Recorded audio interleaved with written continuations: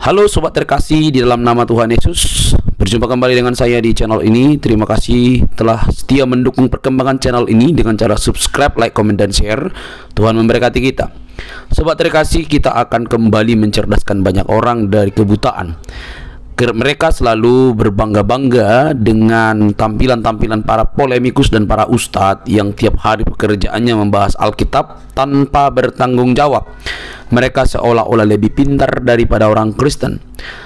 Tetapi sebaliknya, ketika mereka dibahas, dipertanyakan, justru mengamuk. Teman-teman, kali ini ada dua dan banyak, tapi saya soroti dua muslimah yang cantik-cantik, yang akhirnya mungkin meragukan imannya karena mereka tidak mampu menghadapi Bang Edis, teman-teman. Ya, saatnya banyak orang akan menjadi kritis dan menanyakan segala sesuatu untuk percaya kepada kebenaran yang sejati. Jangan skip, yuk pakai nalar yang sehat.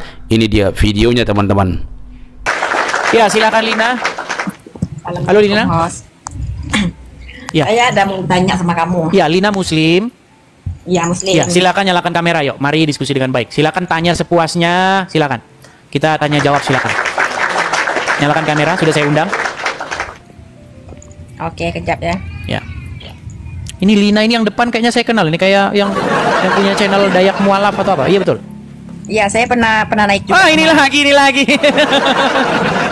Berat ini, kemarin sudah mengakui Quran jatuh dari langit. Aduh, berat ini datang lagi. Iya, gimana Lina? Tahu jauh di sini, orang muslim semua di sini. Bila berdebat dengan orang Kristen tak akan paham. Siapa yang nggak paham? Yang orang muslim akan naik di kotak nih, bagi hidayah kamu semua orang Kristen di sini tak akan paham. Yang tak akan paham siapa? Ya termasuk kamu lah. Buset, kok nggak paham gimana, Lina? Maksudnya nggak pahamnya gimana?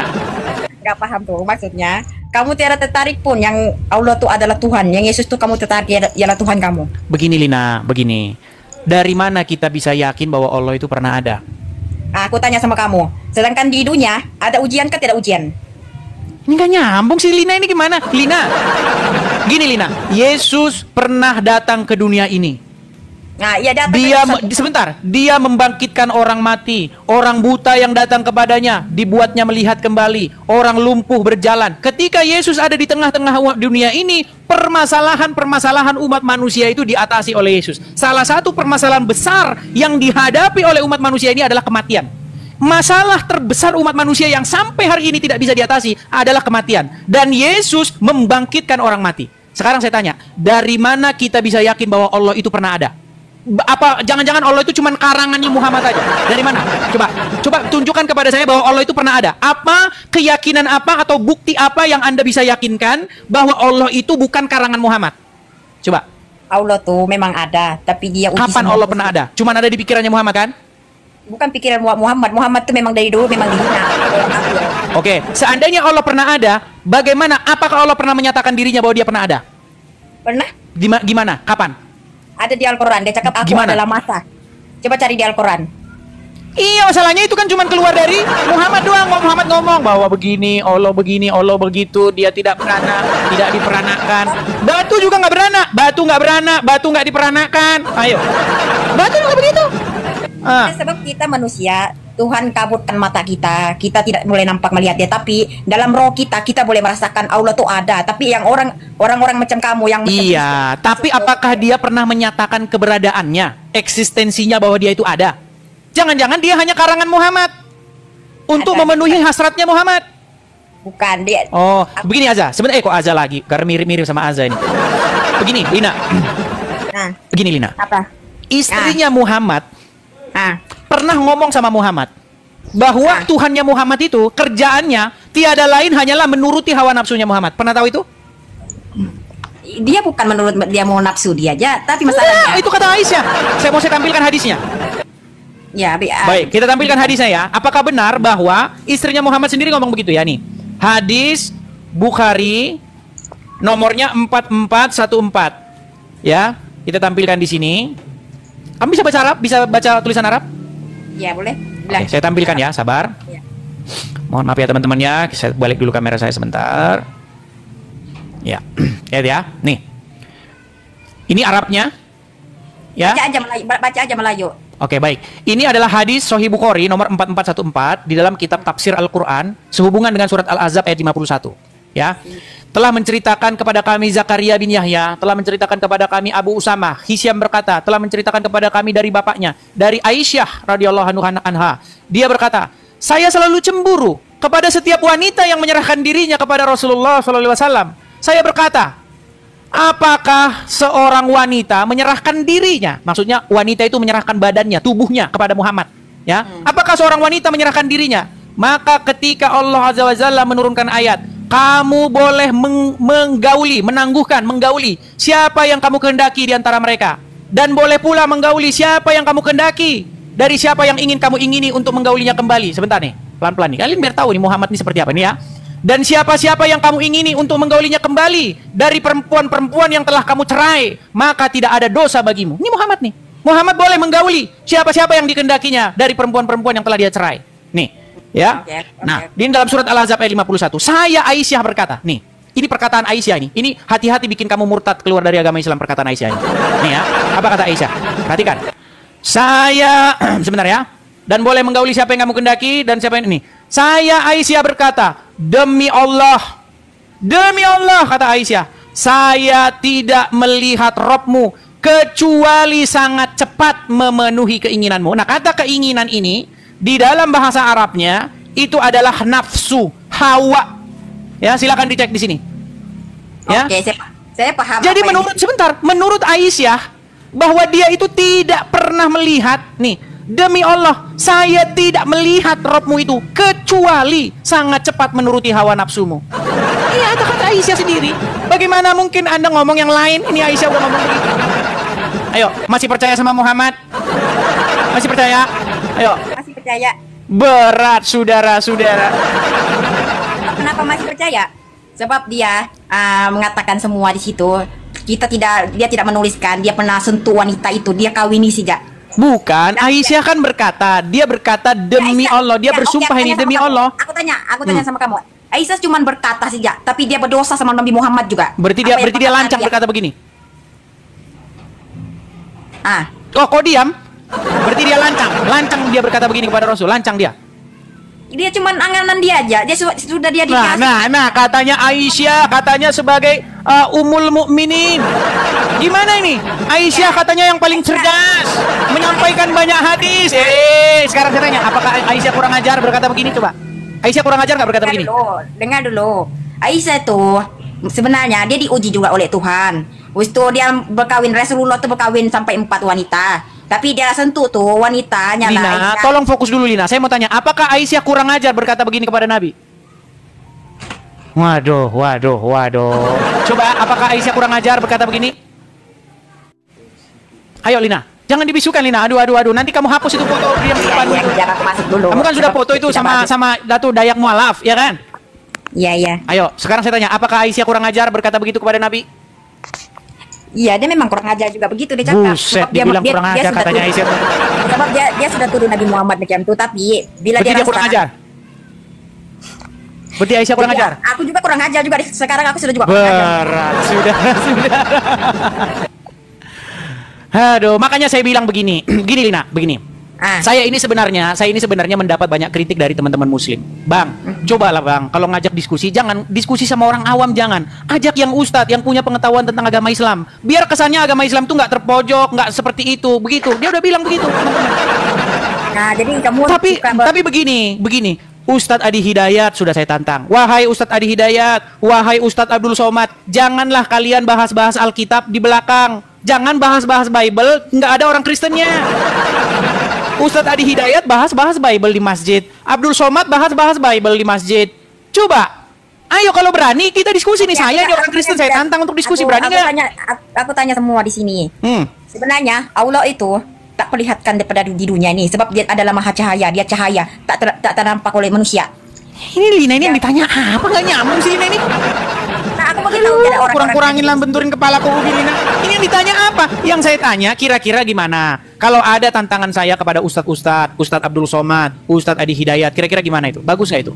Iya. Supaya mereka berhenti ngomong-ngomongin Kristen di belakang. Iya, bagus juga itu. Iya.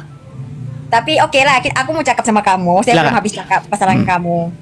Oke, satu, kamu pernah mendengar Dajjal tak? Di dalam Al-Quran sebenarnya nggak ada Dajjal. Adapun di dalam hadis, Dajjal itu katanya matanya satu. Nanti akan datang Isa untuk membunuh dia, begitu. Tapi dalam Al-Quran nggak ada itu. Betul. Oke, itu bagus perkataan kamu. Habis Dajjal tuh sebenarnya pengikutnya adalah kamu juga, termasuk orang kafir semua. Kok dibilang saya pengikut Dajjal katanya? Satu-satunya yang mempercayai makhluk adalah apa? Manusia. Begini ya. Sebenarnya ada satu hadis yang dikatakan dalam hadis kalian. Sesungguhnya telah dekat masanya akan datang Isa ibnu Maryam. Dia akan datang. Dia akan membunuh babi, mematahkan salib, dan menegakkan membebaskan jizyah atau pajak. Betul? Nah, sekarang di dalam Al-Quran ada satu ayat bunyinya begini. Makana Muhammadun aba ahadim min rizalikum walakin Rasulullah wa khataman nabiyyin. Tahu ayat itu? Bahwasanya Muhammad itu adalah sebagai penutup para nabi, betul? Sebagai nabi terakhir, betul? Nah, kalau Muhammad nabi terakhir, bagaimana akan datang nabi lagi setelah Muhammad? Namanya Isa, berarti yang nabi terakhir itu Isa. Gimana? Makin pusing lagi, makanya makin dipelajarin, makin pusing, betul? Betul? Betul apa? Cakap. Makin dipelajari, makin pusing, betul? Betul. Iya. Kamu jangan senyum-senyum terus. Banyak laki-laki yang pusing lihat di bawah, lihat. Masalahnya pusing, masalahnya cuma lihat senyumnya aja, masalahnya nggak bisa nangkep orangnya, dibawa pulang ke rumah. Aku bingung aja. Nah, gimana? Bila kita membuktikan sesuatu daripada golongan-golongan kamu lah, macam kita bukan, kamu cakap kita ini bukan saudara, betul? Aku daripada Islam, kamu daripada Kristen. Jadi bila kita macam orang Muslim cakap daripada di sini tambah dosa aja. Kok tambah dosa? Justru di sini menambah wawasan kita. Kita saling berargumen, beradu argumentasi, ya kan? Yang penting punya dasar, punya dalil. Bahwasanya memang Muhammad menurut Al-Quran nabi terakhir. Tapi menurut hadis akan datang nabi setelah Muhammad, namanya Isa. Berarti yang nabi terakhir Nabi Isa dong kalau begitu. Ya kan? Gimana logikanya? Betul nggak? Aku nggak cakap juga tidak betul. Bingung kan? Bingung, makanya saya bilang makin dipelajari makin bingung. Iya. Makanya saya bilang, Lina, seandainya semakin dekat kamu pelajari, semakin dekat pula pintu gerbangnya untuk meninggalkanmu. Gitu loh. Makanya saya tawarkan gini, saya itu udah belajar, saya pelajari Al-Quran, saya pelajari hadis, saya pelajari Bible, pelajari Injil, pelajari Taurat. Intinya begini Lina, kebenaran itu hanya ada di dalam Yesus. Jadi yang layak dijadikan suri tauladan, yang layak dijadikan kamu supaya dipimpin olehnya, itu adalah Yesus. Saya tanya satu soalan, bila orang Muslim itu masuk Kristen, macam mana cara dia? Caranya pertama harus bertaubat, hidup baru, harus dibaptis. Baptis itu sebagai lambang matinya hidup yang lama dan hidup dalam. Ya saya tahu. Bila kita masuk Kristen, kita mau pergi mana? Ya ke gereja lah, masa ke masjid gimana? Gerejanya di mana? Ya kamu cari gereja terdekat. Misalnya kamu di mana? Di Malaysia. Kan ada juga gereja di Malaysia. Ya kan? Tapi menjadi Islam nggak sederhana gitu. Salam, ucapkan salam gini kan, salam tangan. Asyhadu, aku bersaksi, sah nggak gitu. Enak banget, nggak begitu. Jadi orang Kristen itu ada tahap-tahapnya. Pertama, kamu harus bertobat dulu, hidup baru. Bagaimana kamu yang tadinya kamu niat pengen jahatin orang, pengen ngebom gereja, kamu jadi bertobat, ya kan? Iya, menjadi pengikut Yesus, nanti kamu berubah hidup kamu. Kasihilah sesamamu manusia seperti dirimu sendiri. Janganlah berbuat jahat kepada orang yang berbuat jahat kepada kamu. Bagaimana kamu harus membalas yang jahat itu dengan yang baik. Kalau kamu hanya mengasihi orang yang mengasihi kamu saja, apa kelebihan kamu? Ya kan? Kalau kamu hanya berbuat baik kepada orang yang berbuat baik kepada kamu saja, apa jasa-jasamu? Bukankah mereka juga saling berbuat seperti itu? Ya kan? Makanya datang kepada Yesus, beli Injil, baca Injil. Al-Quran memerintahkan loh supaya kamu disuruh beriman kepada kitab-kitab sebelumnya, kitab Injil, kitab Taurat. Tapi orang Islam malah beriman kepada kitab Sahih Bukhari, Sahih Muslim, yang isinya mengatakan Muhammad kena sihir, Muhammad menyuruh orang yang sakit minum kencing onta. Itu isi kitab Bukhari yang kalian disuruh beriman kepadanya. Sekarang udah banyak tuh orang Islam yang setuju pada saya nggak mau lagi bang percaya hadis Bukhari. Banyak. Dia udah percaya sama saya. Nah sekarang tinggal satu, beli Injil, baca. Di dalam Injil tertulis bagaimana Yesus berkata, akulah jalan dan kebenaran dan hidup. Jadi barang siapa yang datang kepada Yesus tidak akan kecewa. Berbahagialah mereka yang tidak kecewa dan menolak aku, kata Yesus. Ayo datang kepada Yesus. Dia lebih layak kamu jadikan pemimpin, lebih layak kamu jadikan panutan, junjungan, yang kepadanya kamu mengikut, yang kepadanya kamu memuliakan. Jadi yang dimuliakan itu harus Yesus, bukan ya Rasulullah. Dia akan jadi dia di kuburan. Kalian berseru-seru memanggil-manggil Muhammad. Muhammadku, Muhammadku, dengarlah seruanku. Emang dia bisa mendengar? Dia kan di kuburan. Tetapi Yesus hidup. Ya kan? Itu bedanya kita, Lina. Dia memang di kuburan, tapi Tuhan tuh maha mengetahui. Itulah dia bilang, yang masa depan atau di belakang aku yang maha mengetahui semuanya. Janganlah berkeras hati, Lina. Bagaimana kebenaran itu sudah datang ke dunia ini. Jadi firman Tuhan itu sudah nuzul ke dunia ini menjadi manusia. Jadi barang siapa yang taat kepada Yesus itu sama saja taat kepada Bapa di sorga. Patuh kepada firman Tuhan itu. Makanya ada lagunya. Firman-Mu pelita bagi kakiku, terang bagi jalanku. Itu loh. Jadi yang menuntun, yang menopang, yang memimpin itu harus sang firman itu, yaitu Yesus. Bukan orang di kuburan kita jadikan yang memimpin kita, yang menuntun kita. Tidak mungkin orang yang ada di kuburan tahu jalan ke sorga. Tidak mungkin. Hanya orang yang naik ke sorga yang tahu jalan ke sorga. Masa orang di kuburan suruh mimpin orang masuk sorga? Ini bagaimana ini?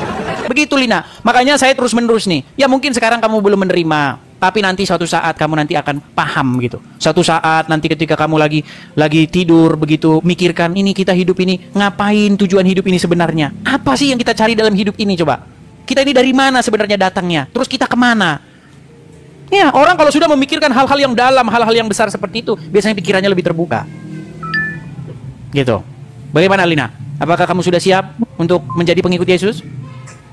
Nah, kan? Senyum lagi. Kamu jangan senyum-senyum. Banyak laki-laki di bawah itu yang stres ngeliat senyum kamu. Nah, kan? Gimana nih? Ayo, gimana? Lina? Nah, kan? Dah. Gimana? Ayo. Mana? Jadi berapa ramai sudah orang Islam pengikut banyak Yesus? senyap, tapi mereka di bawah, mereka tidak berani. Nanti nggak dapat warisan nanti kalau murtad, ya kan? Iya, jadi senyap itu karena ngikut Yesus itu KTP nggak usah diganti, nggak apa-apa. Karena nanti masuk surga nggak ditanya KTP-nya, KTP apa? ID card-mu apa? Agama di situ nggak ada.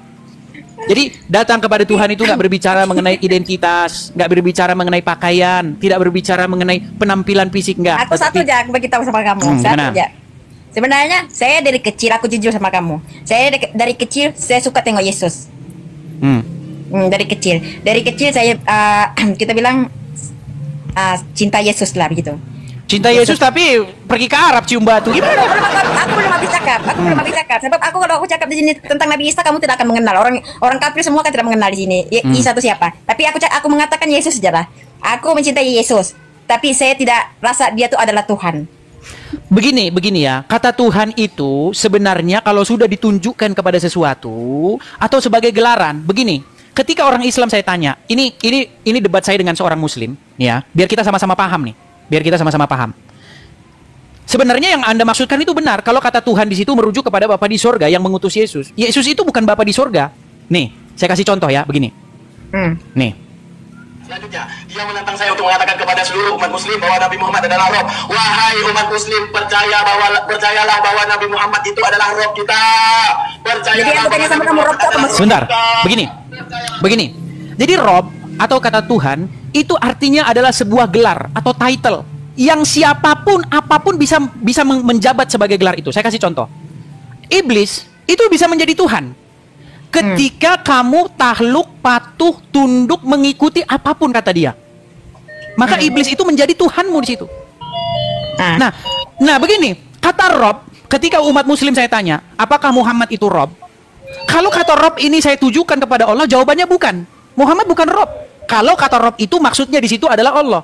Tapi kalau kata Rob itu sebuah title, sebuah jabatan, itu bisa merujuk kepada Muhammad. Nah sama seperti Yesus. Yesus itu Tuhan, maksudnya Yesus itu menyandang gelar itu.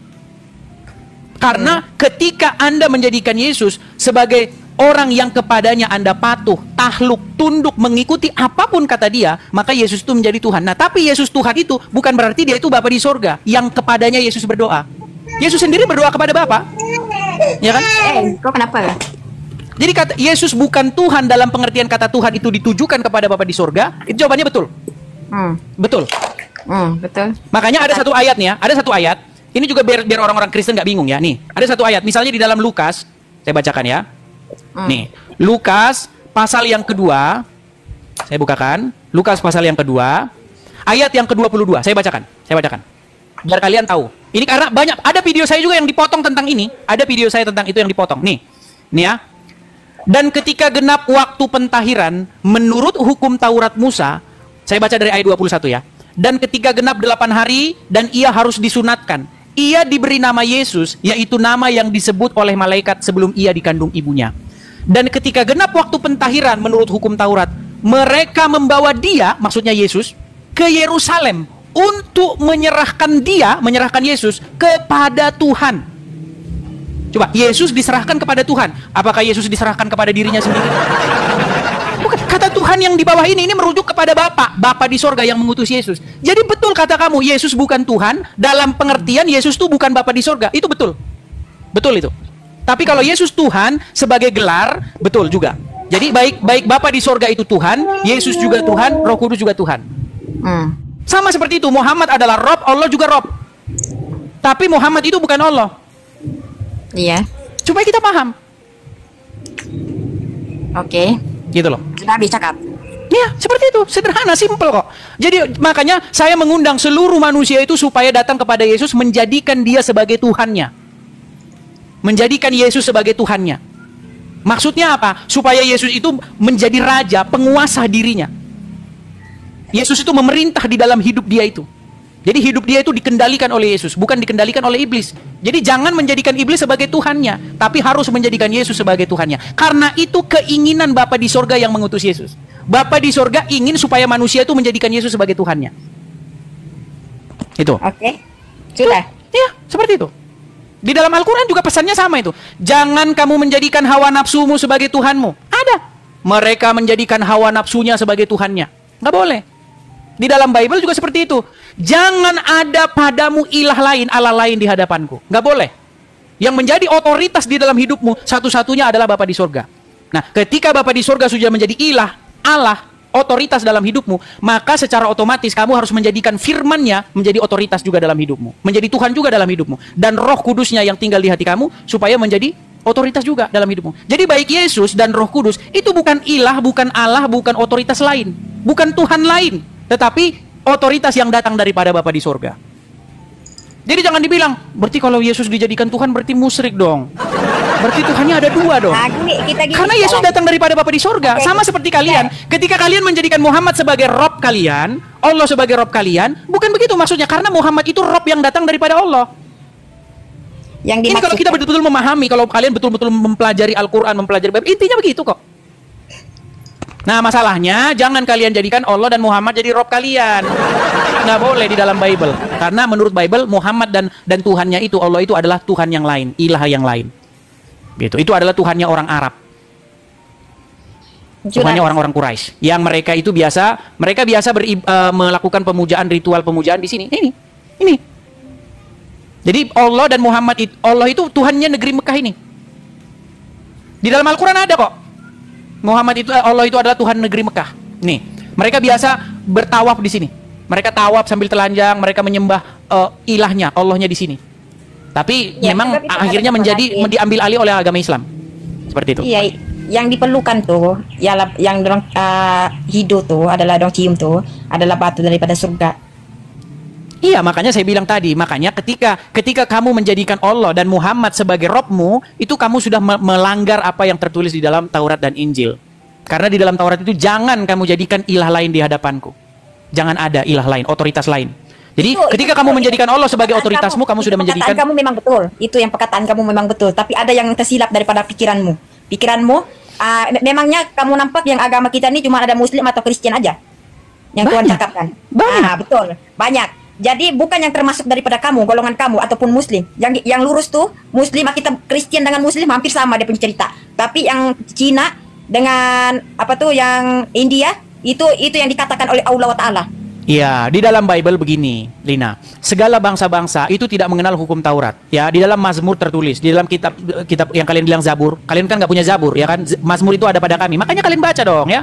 Gini. Tuhan memberitakan firman-Nya kepada Yakub, hukum dan ketetapan-ketetapannya kepada Israel. Ia tidak berbuat demikian kepada bangsa lain dan hukum-hukumnya tidak mereka kenal. Makanya, hukum Taurat atau firman Tuhan itu datang dari Israel. Nggak ada hukum Taurat atau pengajaran Tuhan itu datang dari Jepang, datang dari Indonesia. Nggak ada, datangnya dari Israel. Makanya ketika Yesus lahir, ya, bangsa-bangsa yang tinggal di dalam kegelapan itu bicara bangsa-bangsa lain. Kayak kita, Indonesia, Malaysia, Cina, Hong Kong, Jepang, Amerika. Semua mereka tinggal di dalam kegelapan.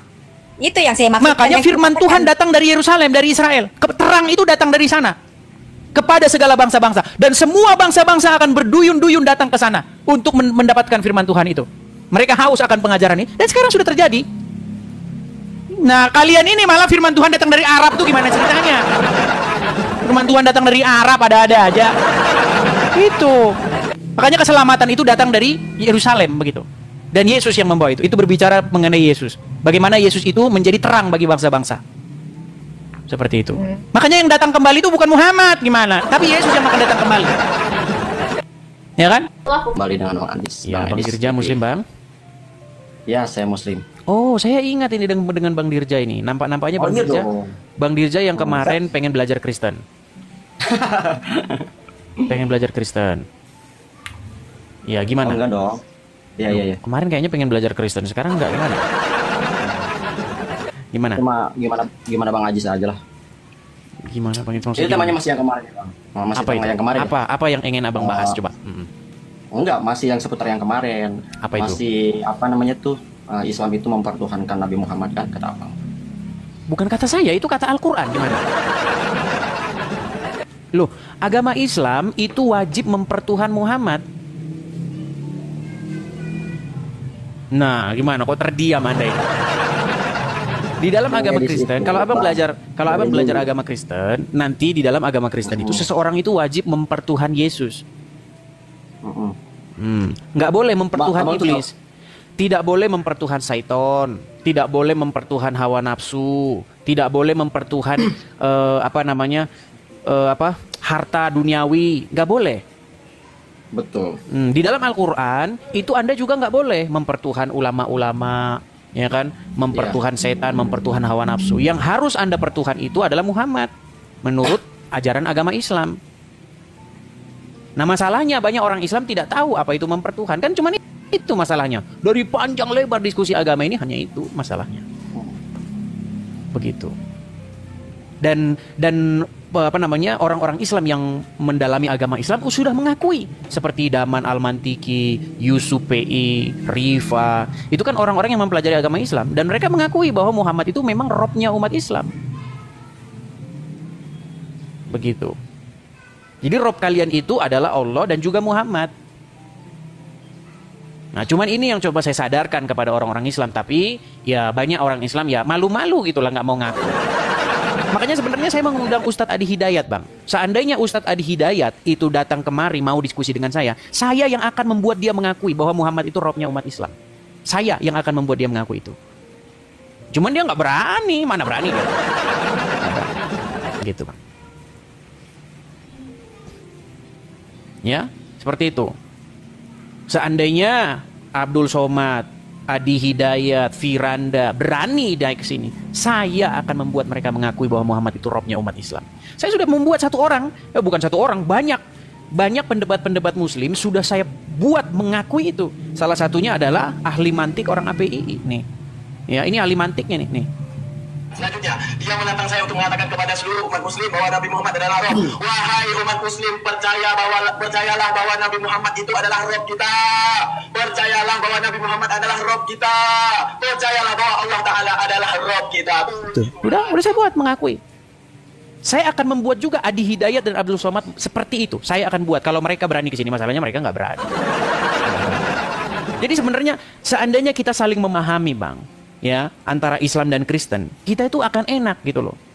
Anda memahami bagaimana Bapa di surga itu adalah Rob Tuhan, bagaimana Yesus itu adalah Rob atau Tuhan, bagaimana Roh Kudus itu adalah Rob atau Tuhan. Dan Anda juga nanti memahami bagaimana Allah itu bagi Anda adalah Rob atau Tuhan, dan Muhammad juga Rob dan Tuhan. Nah, cuman orang-orang awam yang nggak tahu apa-apa, yang unyu-unyu ini mana tahu. Mereka nggak nyampe. Unyu-unyu, mereka nggak tahu bang, unyu-unyu gimana. Orang baca Quran aja Bismillahirrahmanirrahim, amin. Cuman gitu doang. Kan mayoritas begitu bang, mayoritas umat Islam begitu. Baca Quran cuman apa aja dibaca, amin. Apa artinya? Kagak tahu. Kenyataannya bang. Seperti itu. Silakan bang, apa pertanyaan Anda selanjutnya? Kalau saya sih bukan ke pertanyaan, tapi lebih ke pernyataan ya bang ya. Soalnya abang Adis itu ngajakin debat, kalau udah debatnya kalah pasti dimatiin sama abang, kayak gitu. Ini lagi nih. Coba. Di bagian mana? Abang gini. Silakan. Abang gini kalau misalkan ngomong sama orang yang belibet kayak gitu, abang pantengin. Giliran abang ngomong yang agak pinteran dikit, abang matiin. Tuh. Ya udah, gitu. coba kasih Kemarin, contoh. Kemarin saya lihat siapa tuh yang masih muda banget, siapa namanya lupa ya. Tapi saya nyimak di situ, dia tuh ngejelasin ya sedetail mungkin, ya sampai belum selesai abang udah matiin. Begitupun saya udah pernah dimatiin sama abang.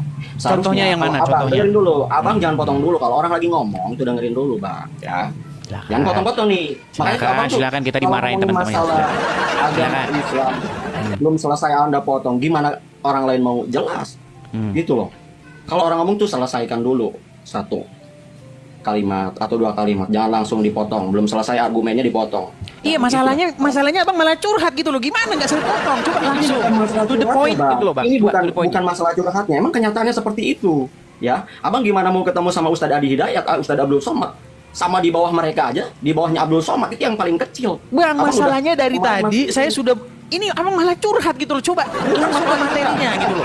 Bukan masalah curhatnya, penjelasan kemarin belum selesai sama abang. Ya udah, coba. Gitu loh. Abang belum jelas di mananya kalau Muhammad itu adalah robnya umat Islam.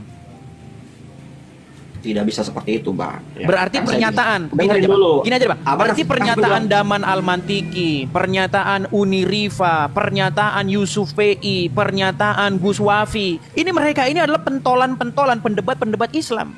Dan mereka mengakui Muhammad itu memang robnya umat Islam. Nggak bisa. Orang itu tidak bisa menjadi patokan, Bang. Orang itu tidak bisa. Oke, sekarang coba Anda bantah bahwa Muhammad itu bukan robnya umat Islam. Ya jelas, bukan. Coba di mana ayatnya bahwa Muhammad itu bukan robnya umat Islam? Dengerin saya dulu, jangan abang potong ya. Oke. Kita ya mematuhi umat Islam. Kata abang kan kemarin kalau mempertuhankan itu mengakui mematuhi, kata abang ya. Bukan hanya sekedar mematuhi iya, tanpa batas, secara berlebih-lebihan menempatkannya terutama dan segala-galanya. Itu merobkannya, menjadikannya sebagai rob. Saya kasih contoh. Ketika seseorang patuh, takluk, tunduk, mengikuti segala sesuatu perintah setan, menurut Al-Quran, itu mereka menjadikan setan itu sebagai Tuhannya. Iya, tapi betul tidak untuk saya ya, Bang. Tapi tidak untuk saya ya. Itu bahasa Al-Quran. Masa Anda mau melawan Al-Quran? Ya, oke. Kasih saya penjelasan lagi. Kasih saya. Coba. Sekarang gini aja. Abang ada Al-Quran nggak di situ? Saya nggak bawa. Nah, kayak begini, Bang. Kayak begini gimana Abang itu mau diskusi? Bagaimana Anda ingin membantah Yusuf PI, Daman Al-Mantiki, Uni Rifa, Gus Wafi? Anda Al-Quran saja nggak punya. Coba. Bukan masalah nggak punya, Bang. Al-Quran itu kan ada tempatnya. Masa iya kita mau ke lapangan bawa Quran? Masa iya mau ke kantor kita mau? Anda di mana sekarang? Sekarang saya tanya, Abang di mana? Saya di tempat temen.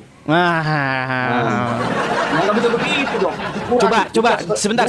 Segini, Bang. Di dalam agama Islam, orang Islam gini, Bang. Sebentar, Bang. Di dalam agama Islam kan memang dibolehkan bisa dibawa kemana-mana. Quran nggak bisa kayak gitu dong. Begini, saya menyaksikan Anda di rumah teman. Pasti Anda di rumah sendiri nih. Di rumah teman. Masa dari kemarin rumah teman, sekarang rumah teman lagi? Bang, saya tahu di dalam agama Islam memang orang Islam itu kan diajarin Muhammad boleh bohong, betul? Boleh nggak bohong kata Muhammad? Nggak bisa begitu dong. Nggak, kata Muhammad boleh bohong nggak? Nggak bisa. Nah, ini berarti nggak tahu ajaran agama Islam. Bang, dengerin dulu. Ini kita masih membahas Nabi Muhammad. Oke lah, Bang, karena abang tidak punya Al-Quran, saya mohon maaf sekali. Jangan lari ke tema dulu, kita membahas ini nih, ya. Iya, mau dibahas gimana? Orang Quran nggak punya. Oke lah, kita saya mohon maaf, Bang. Kita jadi buang-buang waktu ini. Jangan matiin dulu nih. Kita buang-buang waktu. Bagaimana kita mau serius? Kamu nggak punya Al-Quran gitu loh. Gimana kita mau ngapain ini? Aduh, kita mau bahas diskusi lintas iman, bahas antara Islam dan Kristen. Kamunya nggak pegang Al-Quran, nggak punya Quran, yang pakai kapal laut. mancing kayak ya kan, mancing, nah gitu kan, mancing amarah. Jangan di sini mancingnya, aduh berat saudara-saudara. Oke, kita kasih naik lagi, ada Lina. Oh, salah naikkan orang, sebentar, ada Lina, salah naikkan orang tadi. Lina, oke. Ya, ini channel ini sebagai edukasi kepada umat muslim dan muslimah ya, supaya itu mereka sadar bahwa Muhammad itu adalah rohnya. Ini saya bantu kalian ini, biar kalian tuh sadar Muhammad itu roh kalian, kok nggak kalian akui. Yuk, silakan. Saudari Lina. Terima kasih topinya. Kristo, terima kasih. Halo Lina. Kenapa ini si Lina ini kok macet-macet ini? Oke, baik ya, Lina tidak nyambung-nyambung, jadi kita turunkan saja. Kita kasih naik, ada Queen N. Sekali lagi teman-teman ya, ini yang naik ke sini itu khusus muslimin wal muslimat ya. Jadi yang non muslim tolong jangan naik dulu kemari. Selamat siang. Aduh, terpental. Oke, kita kasih naik, ada Kang John. Semoga yang naik ke sini yang ini ya, yang ngerti agama Islam ya. Saya harap yang naik ke sini itu bukan asal-asal ngarang-ngarang saja. Ya Kang John, selamat siang. Selamat siang, Kang. Ya, selamat siang Kang John, silakan nyalakan kamera. Ya, Kang John seorang muslim ya? Muslim. Ya, silakan Kang John. Tanya itu yang sampean maksudnya Nabi Muhammad dituhankan itu seperti apa? Ya, Muhammad dituhankan itu seperti apa? Gini Bang, pertama-tama kita itu harus mengerti pengertian dituhankan, menuhankan gitu Bang. Betul nggak? Secara logis betul nggak kayak gitu? Terus? Nah, tapi ngomong-ngomong kamera Anda biar gitu ya. Jadi di dalam Al-Qur'an itu banyak sekali ayat-ayat yang berbicara mengenai orang itu menuhankan hawa nafsu, menuhankan ulama. Betul? Betul nggak? Betul. Nah, kenapa itu kok Al-Qur'an mengatakan bahwa ada orang yang menuhankan hawa nafsu? Ada ulama-ulama yang dipertuhan. Ada nabi-nabi yang dipertuhan. Contohnya Isa dipertuhan. Kenapa? Apa itu maksudnya dipertuhan? Silakan. Sumonggo, silakan. Silakan. Misalnya kalau di agama kami, di agama Islam, itu kalau Muhammad itu tidak mungkin dituhankan. Bang, jangan ini makanya saya bilang. Jangan gara-gara bulan puasa langsung IQ menurun, Bang. Kita bicara dulu definisi sebentar, Bang. Kita bicara dulu definisi dipertuhan atau menuhankan itu loh, Bang. Ini saya sudah bicara ini tentang ini tuh sudah panjang lebar dan sudah berulang. Saya pengen supaya sadar ini orang Islam ini bahwa Muhammad itu kalian pertuhan gitu loh. Makanya saya tanya dulu, apakah mempertuhan itu? Silakan.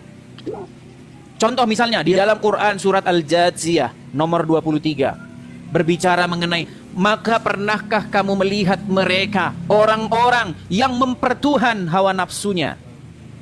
Coba, kenapa itu? Mempertuhan itu apa? Apakah mempertuhan itu begini? Wahai hawa nafsuku, lindungilah aku hawa nafsuku. Apakah gitu? Mempertuhan hawa nafsu? Katanya. Atau hawa nafsu, engkau adalah pencipta. Apakah begitu? Makanya saya tanya, mempertuhan itu apa? Coba. Gini loh Bang, yang aneh itu sampean itu. Oke lah, kita kasih kesempatan. Bang, gini, saya ingin memberikan Anda waktu yang selama mungkin, tapi Anda itu nyambung gitu. Coba saya tanya, menurut Al-Quran mempertuhan itu apa? Mempertuhan itu mengikuti perintahnya. Mengikuti perintahnya. Anda mengikuti perintahnya Muhammad nggak? Betul, mengikuti perintahnya. Iya, sudah, Anda mempertuhan Muhammad, sudah. Sudah akui Anda mempertuhan Muhammad. Nanti dulu Bang. Nah, kan? Ini makanya saya bilang ini standar ganda terus, Anda ini heran saya. Gini loh Bang, gini, kalau saya orang Kristen nih, sebentar gini Bang, saya orang Kristen. Tidak disebutkan saya itu menjadikan Yesus sebagai Tuhan saya. Tidak disebutkan saya ini mempertuhan Yesus ketika saya tidak melakukan apa yang diperintahkan dia kepada saya. Betul, itu Tuhan sampean, Yesus. Iya, makanya saya sebagai orang Kristen, saya wajib bagi seorang Kristen itu menjadikan Yesus itu sebagai Tuhan di dalam hidupnya. Tapi bukan semuanya yang perintah terus diikuti itu namanya dituhankan, Bang. Oke, sekarang kalau begitu tolong berikan kepada saya pengertian mempertuhan. Silakan. Misalnya gini, Bang. Kalau kita kan punya istri ya, punya istri terus punya jemuran di luar misalnya. Terus istri kita itu pesan sama kita, terus istri kita kan pergi. Tolong nanti kalau ada hujan, terus jemuran kita diangkat biar nggak kehujanan. Terus kita nurut apa itu Tuhan? Baik, saya jawab ya. Saya jawab. Tadi kan sudah saya bilang dari awal. Saya kasih contoh nih, Bang. Nih. Ketika Anda dikendalikan mengikuti tahluk tunduk kepada sesuatu sehingga Anda tidak punya kuasa untuk membantahnya. Itu yang kita bicarakan dari tadi. Sementara Anda bilang, istri nyuruh Anda ngangkat jemuran. Apakah itu mempertuhan? Sekarang saya tanya, ketika istri Anda menyuruhmu untuk, misalnya nih saya kasih contoh, menceraikan, ataupun untuk lompat dari jurang, ataupun untuk apalagi? Istrimu menyuruh meninggalkan sholat, atau istrimu menyuruhmu untuk membunuh, apakah Anda lakukan? Ya makanya itu Bang, tidak semuanya perintah diikuti, bukan kita mempertuhankan dia. Betul, makanya saya bilang Anda mengikuti istri Anda itu koridornya ada batas-batasnya. Sekarang saya tanya, ketika Muhammad menyuruh orang Islam, bisa nggak dibantah? Boleh nggak orang Islam bantah Muhammad? Boleh nggak? Ya nggak bisa Bang. Makanya saya bilang Muhammad itu Tuhanmu. Loh, gimana nih orang ini?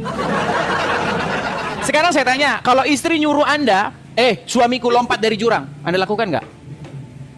Ya nggak mau dong. Nggak mau. Kalau Allah nyuruh, sebentar, kalau Allah nyuruh lompat dari jurang, Anda lompat nggak? Allah tidak mungkin kalau saya bilang kalau seandainya Allah menyuruhmu, boleh nggak kau bantah? Kalau itu tidak ada Bang. Oke, Allah menyuruh orang Islam, boleh dibantah nggak? Ya kalau aturan dari Allah kita laksanakan nggak boleh, Bang. Nggak boleh dibantah kan? Kalau Dibantah. Muhammad nyuruh boleh dibantah nggak? Ya kalau Muhammad nyuruh ya nggak boleh dibantah. Nggak boleh, Bang. makanya saya bilang mereka dua itu Tuhanmu. Kalau istri nyuruh boleh dibantah, presiden nyuruh boleh dibantah, orang tuamu menyuruh boleh dibantah. Tapi kalau Allah dan Muhammad yang nyuruh, nggak bisa. Nggak bisa. Nah ini yang kalian tidak pahami. Saya kasih Anda contoh nih, Kang John. Jangan dimatikan kameranya Kang John. Begini, ketika seseorang, makanya ketika seseorang dalam posisi yang demikian itu, Anda nggak boleh bantah. Anda manut, manggut, tahluk tunduk. Dalam keadaan seperti itulah diri Anda itu disebut sebagai budaknya, hambanya. Gitu Bang. Sampai itu tidak bisa membedakan antara takut dan tunduk. Ya sudah, sekarang ada Al-Quran nggak di situ? Gini aja, punya Al-Quran nggak di situ? Ada, tapi coba ambil sekarang, coba. Itu harus kita wudhu dulu Bang. Di mana ayatnya kalau ambil Quran harus wudhu dulu, di mana? Nggak kayak Injil sembahyang dipakai. Oh, ngarang bebas aja. Di mana ayatnya dalam Quran kalau mau pegang Quran harus wudhu dulu, di mana? Ya memang harus wudhu dulu Bang. Itu kan ayat. Ya udah, tidur di bawah saja. Memang. Gini loh, saya itu sudah mempelajari agama Islam itu 13 tahun lamanya. Harus kalian bedakan apa kata orang Islam dan apa kata Al-Quran. Sering nggak sama. Menurut Al-Quran, kamu harus beriman kepada kitab-kitab sebelumnya. Menurut Al-Quran, kamu harus merujuk kepada kitab-kitab sebelumnya, yaitu Taurat dan Injil. Kata Al-Quran. Tapi kata orang Islam, kamu harus baca tafsir. Kan nggak nyambung. Di Quran mana kalau mau paham Quran tuh harus baca tafsir? Saya lompat dari Monas kalau ada. Kalau ada ayat, jika kamu mau paham Al-Quran ini wahai fulan, kamu harus baca kitab tafsir. Kalau ada, saya terjun dari Monas. Iya, nggak ada dalam Quran begitu bunyinya. Jika kamu harus paham Quran, kamu harus belajar kitab Ibnu Katsir, tafsir Jalalain. Gak ada, bohong. Yang ada, jika kamu ragu-ragu tentang apa yang kami wahyukan kepadamu, maka tanyakanlah orang-orang yang membaca kitab sebelummu. Itu kata Al-Quran. Tapi sayang orang Islam nggak ada yang percaya. Nggak ada yang percaya. Kitab apa? Menurut Al-Quran, kitab yang memberikan petunjuk, kitab yang memberikan penjelasan. Kata Al-Quran, Al-Quran itu menurut Al-Quran. Tapi kalau ditanya sama orang Islam, oh yang menjelaskan itu tafsir ulama, kitab imam ini, kitab imam itu, dah. Begitu teman-teman ya. Seperti itu. Oke. Banyak yang kejang-kejang, banyak yang kesetanan, kejang. Suruf, ya. Jangan suruf, jangan kesetanan. Ayo naik kemari kita diskusi, yuk. Silakan, yuk. Kita kasih kesempatan kembali ya. Sebelum kita lanjutkan teman-teman, sekali lagi teman-teman ya, kita di sini ada program pendirian rumah apologet teman-teman ya. Jadi di sini semoga teman-teman nanti kita bisa dapat tanah dan kita bisa bikin satu bangunan ala kadarnya untuk pendirian rumah apologet supaya kita bisa berapologet dari sini ya. Karena kalau kita berapologet dari Konoha teman-teman, maka teman-teman nanti akan didatangi ormas.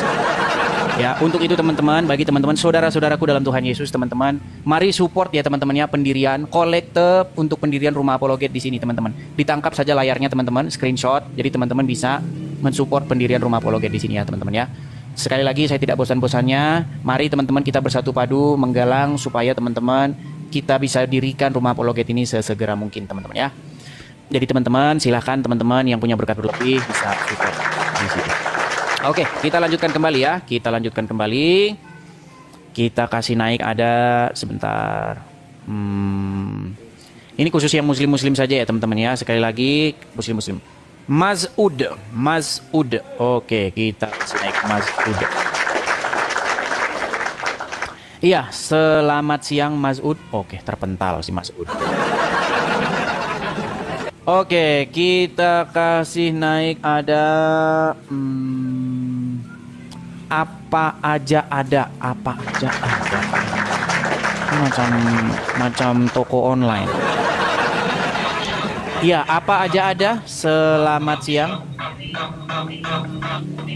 Baik, ini kita kasih turun ya. Edis babi. Kita kasih turun. Sudah banyak yang kejang-kejang, banyak yang kesetanan. Jadi teman-teman, kalau ilmu nggak punya, wawasan nggak ada, ilmu pengetahuan tentang Islam zong, jangan naik kemari. Kamu cuma bikin malu agama Islam. Yuk, silakan yuk. Jangan marah-marah. Ini apalagi ini bulan puasa. Ini saya kasih kesempatan kepada orang-orang Islam untuk naik ke sini, gitu loh. Dengan sebuah harapan bahwa kalian itu memang bisa bantah apa yang saya katakan, gitu loh. Cuman kalian nggak bisa bantah, bisanya emosi, marah, kejam. Jangan ya. Ayo, kita diskusi dengan baik yuk. Kita kasih kepada Agung Catur. Heran yang naik yang Islam nggak tahu apa-apa semua ya. Yuk, Agung Catur. Selamat siang. Aduh, terpental lagi. Banyak kejang-kejang. Oke, kita kasih naik ada J. Edison. Ini khusus yang muslim ya teman-teman ya. Sekali lagi teman-teman, jikalau Anda Kristen, silahkan teman-teman tarik permintaan naiknya teman-teman ya. Ini khusus yang muslim-muslim saja. Oke, selamat siang DJ Edison. Halo? Oke, DJ Edison tidak nyambung juga. Teman-teman sekali lagi, kalau teman-teman mau naik kemari, pastikan sinyal Anda kuat ya teman-teman ya. Sinyal, kemudian berapa Mbps kah jaringan Anda, begitu ya. Kalau hanya kecil itu biasanya nggak kuat teman-teman ya. Oke, kita kasih naik ada Ferdi Ramadhani. Ya, selamat siang Ferdi, saudara Ferdi Ramadhani. Halo? Saudara Ferdi, udah sesak napas? Sesak napas dia udah. Berat. DPO. Sudah saya bilang sama kalian. Ini ya, nih. Saya bilang sama kalian begini. Ini harus kita sentuh terus ini karena ini macam bisul ini. Nih. Kalau ada orang Islam bahas agama Kristen, itu namanya dakwah. Ya, namanya dakwah. Kalau ada Ustadz Abdul Somad bahas agama Kristen, namanya dakwah. Ustadz Abdul Somad bahas agama Kristen. Ulangan 18 ayat 18 menubuatkan tentang Rasul Nabi Muhammad. Di dalam kitab Kidung Agung tertulis Muhammadin. Namanya apa saudara-saudara? Dakwah. Ustadz Adi Hidayat buka kitab Kejadian, arti Israel. Namanya dakwah. Tapi kalau ada orang Kristen jawab, namanya penistaan. Iya, ya memang kayak begitu kelakuan orang Islam kayak gitu memang. Laporkan polisi kalian dari kemarin-kemarin. Tolong buat laporan polisi. Pak, kata orang ini, agama Islam itu bebas bahas agama Kristen, namanya dakwah. Gitu bilang. Langsung bikin laporan polisi ke Mabes Polri. Sekarang juga, jangan besok-besok. Yuk, bikin laporan ke Mabes Polri bahwasanya agama Islam ketika bahas agama Kristen namanya dakwah. Contohnya begini, ya kan? Dipajang banner di tengah jalan nih. Benarkah Bible dipalsukan? Oleh Haji Yudi Mulyana, dan lain sebagainya. Itu namanya dakwah. Nggak ada polisi menurunkan banner, nggak ada. Satpol PP nggak ada, ulama nggak ada. Itu kan namanya dakwah. Coba kamu datang ke kantor polisi, Pak polisi ada banner tulisannya begini Pak di jalan. Benarkah Bible dipalsukan Pak? Ini dikhawatirkan Pak, nanti akan begini membuat ketersinggungan. Nanti polisinya bilang, itu namanya dakwah.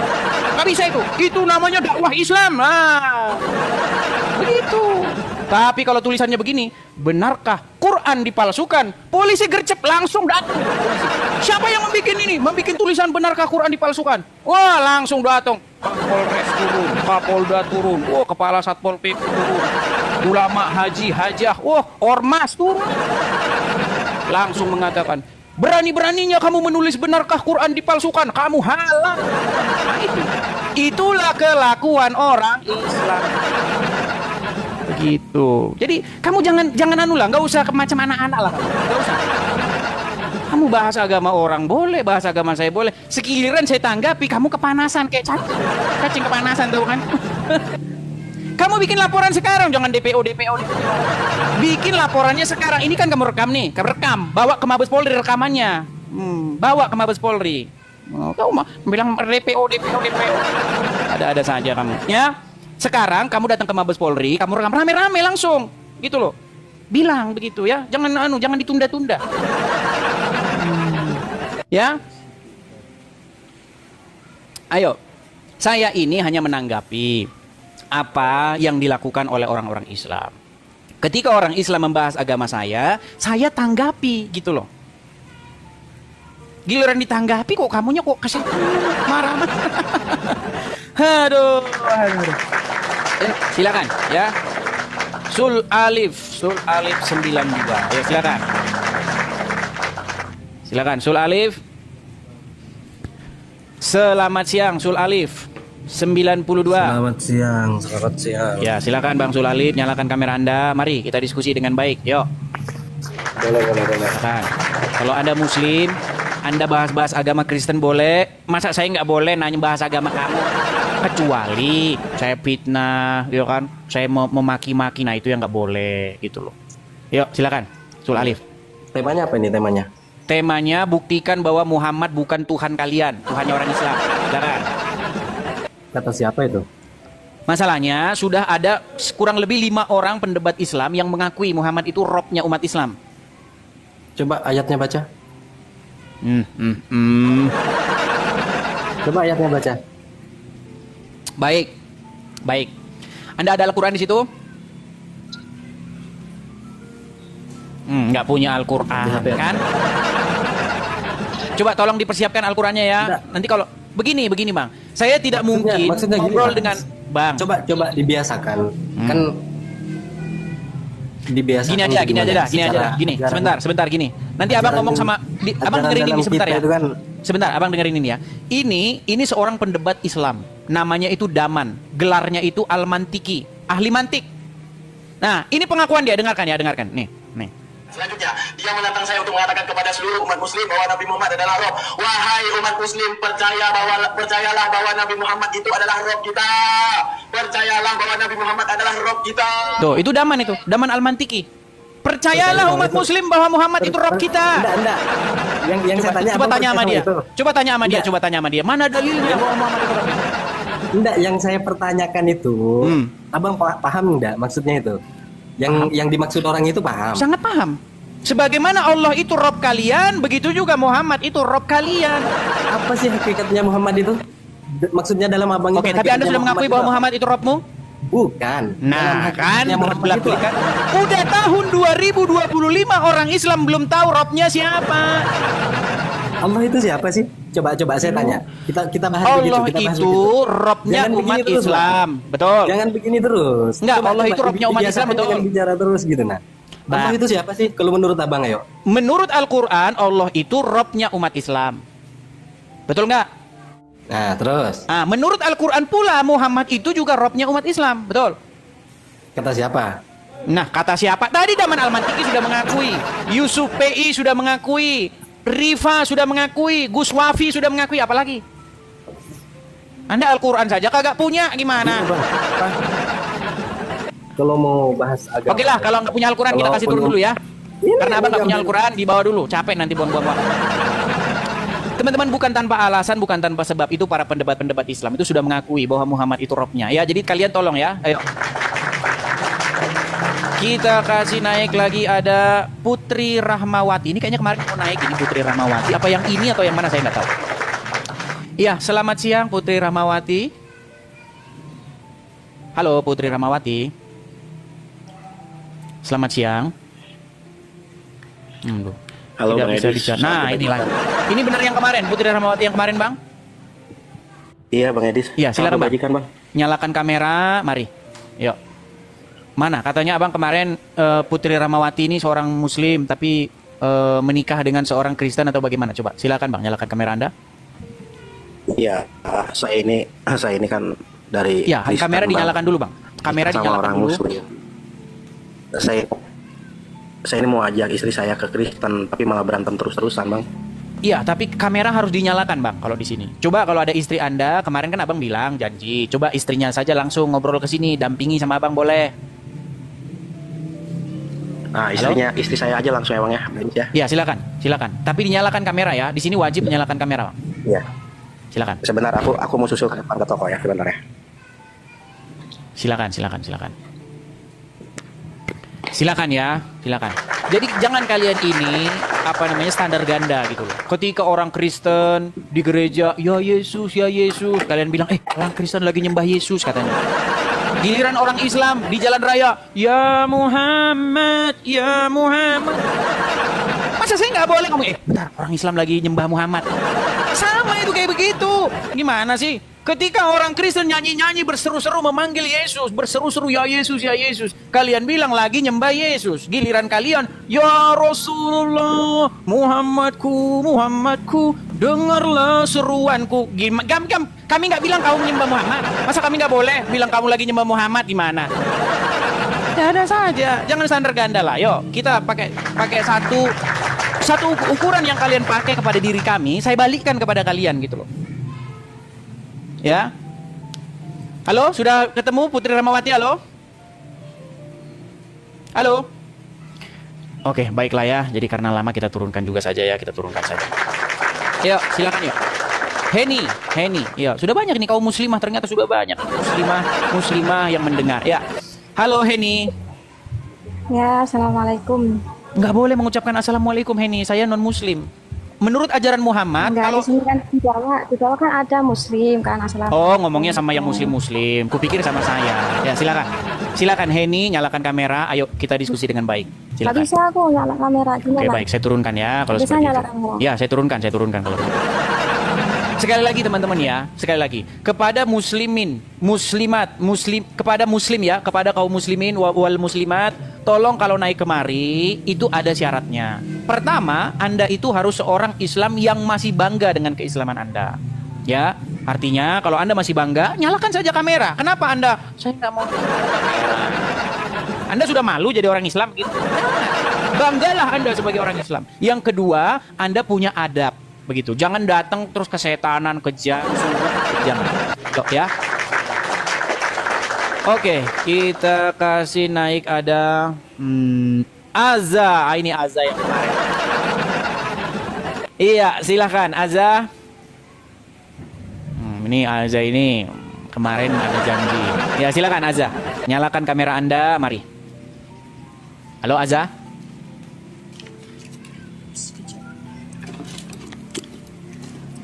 Ya, Aza. Gimana Aza? Waduh. Ribet banget ya. Ribet kayaknya jadi orang Islam. Kalau mau makan harus begini ya kan? Wah, begini. Kalau main ribet. Dia stable. Ayo silakan. Yuk. Bagi dia stable sebentar.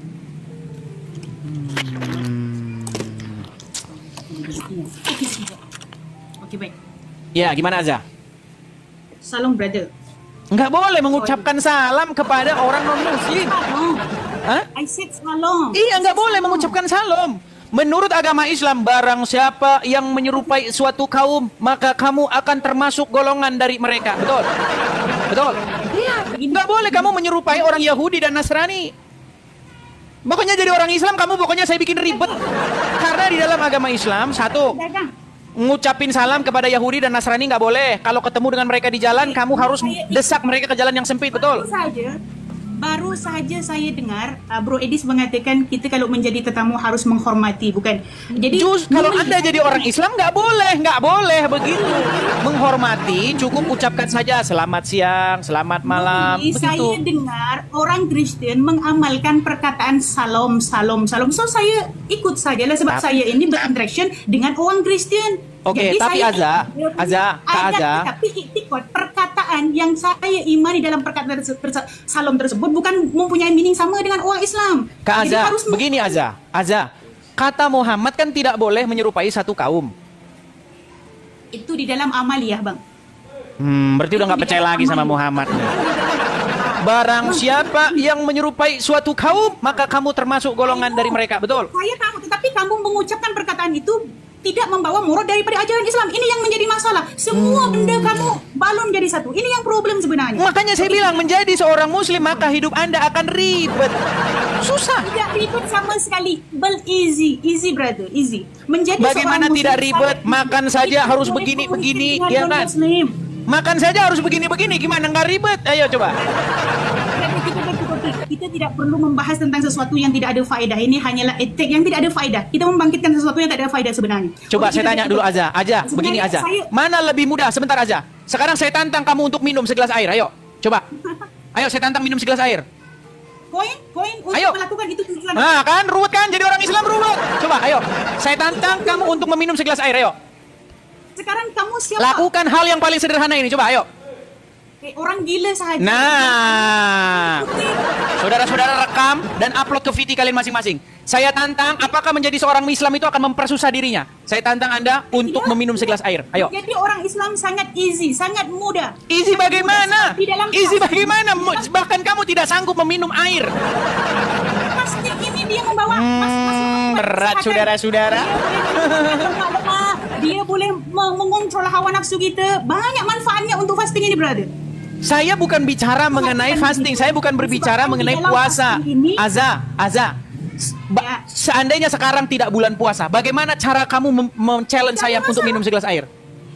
Tidak ada masalah. Gimana caranya? Masalahnya kamu datangkan challenge di masa yang tak tepat. Itu namanya kamu jahil. Itu namanya kamu otak tidak ditempatkan di tempat yang betul. Begini, nah, Aza. Otak ini kita diberi otak oleh Allah, harus ditempatkan di tempat yang betul. Gini Aza. Orang Muslim tengah puasa. Kan marah-marah kan? Begini, saya tadi sudah bilang harus punya. Begini Aza, harus punya yang namanya adab. Adab. Saya minta kamu beradab, bukan saya minta kamu mengucapkan shalom kepada saya. Beradab itu cukup Anda naik ke sini, ucapkan selamat pagi, selamat siang, hanya itu. Dengan lawan saya begitu. Oke, begini Aza. Saya mau tanya sama kamu. Saya ini kan sudah 13 tahun lamanya mendalami Al-Quran. Kalau ada di Quran ayat yang bilang bahwa wanita wajib menutup kepalanya, saya lompat dari Petronas. Ya kan? Saya pergi ke KLCC, ya, KLLC. Saya lompat dari Monas. Dari Petronas. Ayo, silakan. Itu ada aja. Silakan. Kalau ada ayat di dalam Al-Quran, seorang muslimah wajib menutup kepalanya. Saya terjun dari Monas. Ayo, silakan. Di mana ayat? Silakan. Itu ada. Iya, di mana? Bahkan adanya di mana, Aza? Oke. Dalam Al-Quran mengatakan, wahai Muhammad, katakanlah kepada. Oke, saya bukakan. Surat berapa ayat berapa? Ayo. Surat berapa ayat berapa? Ya. Tapi saya sebenarnya nak ini dulu, jangan sedikit. Habis itu selepas tunjukkan ayat, kita ke sini. Yuk. Di mana ayat berapa? Sebentar. Nah, kan meninggal dunia. Relax. Nah, inilah jadi Kristen nih tak relax langsung ribet hidup kamu Edis. Justru kamu yang ribet ketika saya membaca Al-Quran. Dikatakan di situ tidak ada ayat yang wajib menutup kepalanya di mana? Ayat berapa? Nah, relax lah. Ya, relax ini relax. Yuk, silakan. Wahai Nabi, katakanlah Quran surat berapa? Ayat berapa? Anak-anak kamu, perempuan-perempuan. Quran surat berapa? Mukmin, dia kata, hendaklah. An-Nur berapa? Surat Al-Ahzab ayat 59. Al-Ahzab 59. Baik. Baik ya, kita bukakan di sini Al-Ahzab 59. Ya, silakan dibaca di situ. Silakan. Wahai Nabi, katakanlah kepada istri-istri kamu, anak-anak perempuan kamu, juga istri-istri semua orang mukmin, hendaklah mereka menutup jilbab kalian ke seluruh tubuh. Bukan setakat kepala yang Edis mention saja, tapi keseluruhan tubuh ini wajib ditutup supaya setan-setan tidak baca dulu ayatnya, nggak ada begitu. Supaya setan-setan nggak ada. Nggak ada. Hendaklah mereka mengulurkan hijabnya, mengulurkan jilbabnya ke seluruh tubuh mereka. Yang demikian itu supaya mereka lebih mudah untuk dikenal. Perhatikan, tujuannya supaya mereka lebih mudah untuk dikenal. Karena itu mereka tidak diganggu. Dan Allah adalah Maha Pengampun lagi Maha Penyayang. Betul? Hebat kan Allah gitu kan? Oke, baik. Jadi tujuan pelan-pelan Azza. Pelan-pelan. Aduh. Azza, pelan-pelan. Apakah saya boleh ngomong? Boleh saya bicara? Baik. Saya ini sebenarnya ingin mendidik orang-orang Islam. Begini Azza ya. Ini ayat ini berbicara, latar belakang ayat ini adalah sehubungan dengan Umar ibn Khattab. Tahu? Ini adalah sarannya Umar ibn Khattab, betul? Bagi saya bukti bahwa baik. Umar bin Khattab. Baik. Ini baik. Nuzul daripada kalam Baik, sabar ya. Oke, sabar. Aduh, ini sayangnya ini. Buktikan bahwasanya surat Al-Ahzab ayat 59 ini kalam daripada Umar bin Khattab. Baik, sabar ya. Kalau ada Al-Ahzab 59 merupakan kalam daripada Umar bin Khattab, saya terjun daripada Munas. Oke, baik. Baik. Kalau asbabun nuzul tidak ada masalah lah. Tetapi kalau kamu klaim bahwasanya sabar ya. Ini kalam daripada Sayyidina Umar, memang no brother, no neighbor. Baik ya, baik. Oke, kita akan bukakan sebuah hadis ya. Lari ke hadis, sekarang lari ke hadis. Berarti oke, tidak. Berarti enggak percaya kepada hadis? Enggak percaya kepada hadis? Percaya saya tak, it's okay, just go. Tak ada different pun, tak ada contradict between Al-Quran dengan Al-Hadis. Sebab Al-Hadis tubayin lil Quran. Baik. Susah jadi hidup kamu Edis. Hanya tahu teks orang saja, tapi tidak pernah muhasabah diri. Sehingga yang merasa diri je yang betul. Tapi sebenarnya saya interested dekat kamu punya title yang menghentikan umat Islam. Baik ya. Kita akan bukakan sebuah hadis bahwasanya itu Umar berkata di dalam sebuah hadis bahwa Allah itu setuju kepada Umar itu di dalam 3 perkara ya. Sebentar. Saya akan tampilkan hadisnya di sini. Tunjukkan bukti bahwasanya Azab 59 itu perkataan Umar, bukan perkataan Allah. Oke, baik. Baik ya.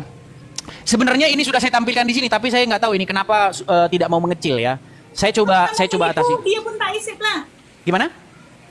Sebab kamu menipu, dia pun tak isep. Oh, belakang gitu. kamu yang kamu tampilkan itu tak isep. Sebab kamu menipu. Iya, sabar ya. Kalam Umar itu tidak ada dalam sejarah ajaran Islam.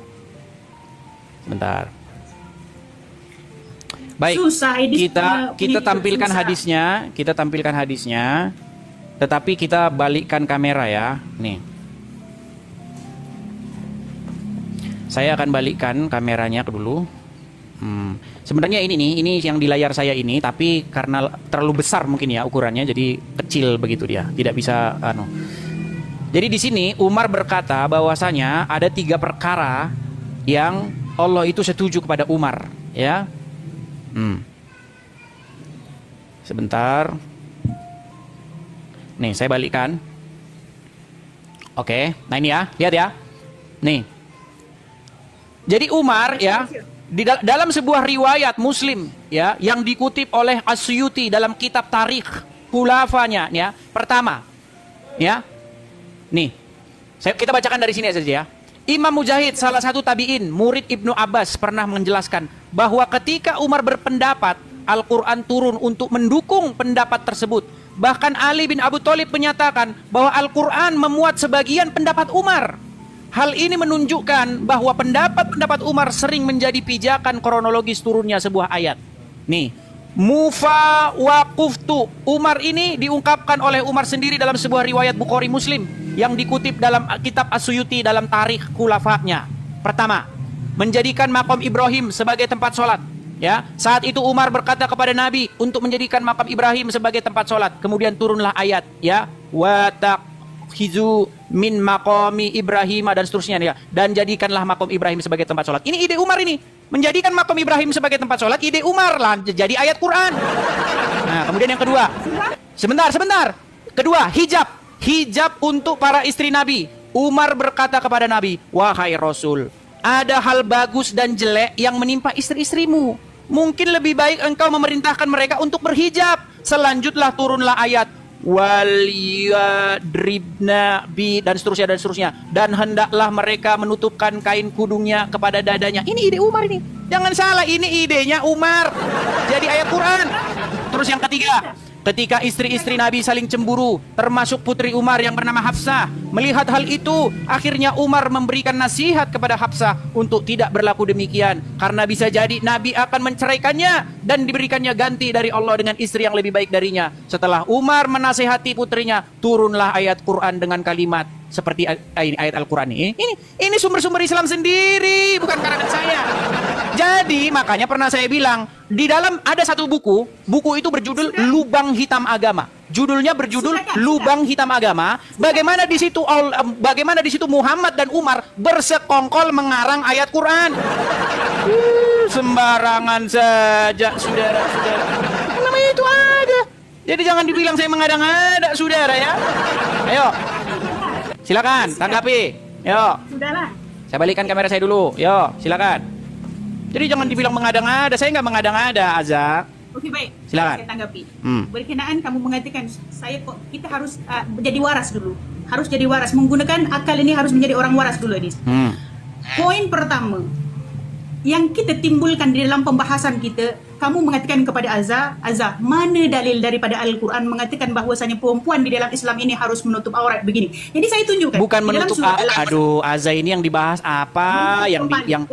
Iyalah, di dalam Islam kepala ini sebahagian daripada aurat. Sebab kamu membahas tentang Islam, maka kamu harus ikut bahasa orang Islam, begitu. Kamu Kristen, tetapi kamu keluarkan dalil daripada Al-Quran. You should be follow. Azza, yang barusan saya bacakan tadi itu literatur Islam atau bukan? Yes, oke, baik. Oke, benar nggak? Betul nggak bahwa perkataan Umar itu menjadi ayat-ayat Al-Quran? Kamu tidak kenik di dalam explain ayat surat Al-Ahzab ini, tidak kenik dengan apa yang dikatakan oleh Sayyidina Umar. Azza, sebentar. Aduh, Azza ini. Saya explain bukan. Ayo, silakanlah. Kita kasih kesempatan dia dulu. Nanti kita dibilang nggak kasih kesempatan. Silakan. Macam ini kan nice. Kamu harus menghormati tetamu lah. Saya ini tetamu. Oke.